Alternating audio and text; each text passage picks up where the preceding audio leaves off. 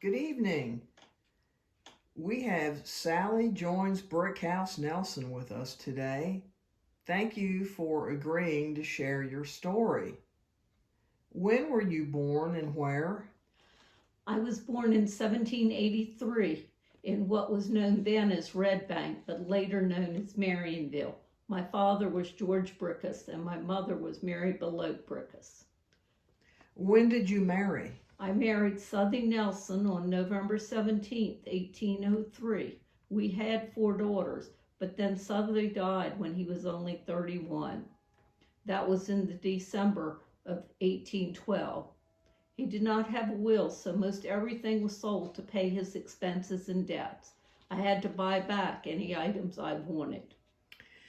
Can you tell me about the old canoe that was in the inventory? Yes, I remember it because Southey used it to fish in oyster. It was a log canoe and had rigging and a steelyard to weigh what he caught. He sold some of what he brought in. It was very old and only sold for $4 at the inventory sale. The bug-eye boats replaced the canoes. They were better for hauling your catch. Thank you.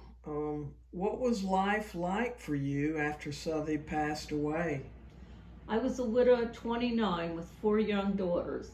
I decided not to remarry because what inheritance I had from my family would have become the property of my husband. The laws during the 1800s were not favorable towards women. We did not have much say in the legal sense. I bought 2 parcels of land from my brother George Brickhouse in 1833. One was on the east side of Seaside Road and went all the way to Red Bank Creek, where there was a wharf. We moved into the 2-story house there that was built by my father and called Liberty Hall. The other parcel I sold to James Benson. That's where the Bird's Nest Tavern was located. In 1841, Smith Nottingham, Jacob Nottingham, and Thomas Badger wanted to build a public boat landing at Red Bank, where our wharf was.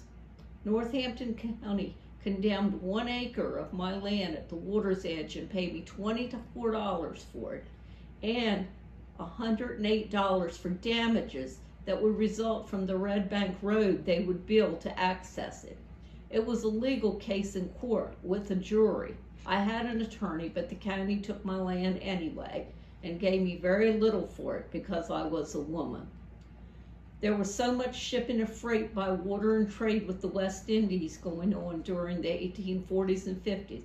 Of course, it was the only way we got anything delivered here was by water. Schooners could dock at Red Bank Landing, so I guess it helped a lot of people in the long run. In 1847, I was taxed for my personal property of 1 horse, 1 2-wheel pleasure carriage, and 1 clock.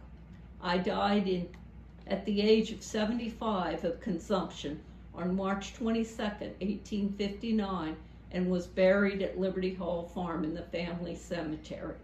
My grandson, John A. Carpenter, was appointed executor since I did not have a will.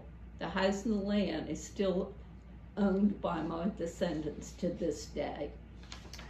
Well, gosh, Sally, thank you so very much for joining us today and telling us about your life in the 1800s.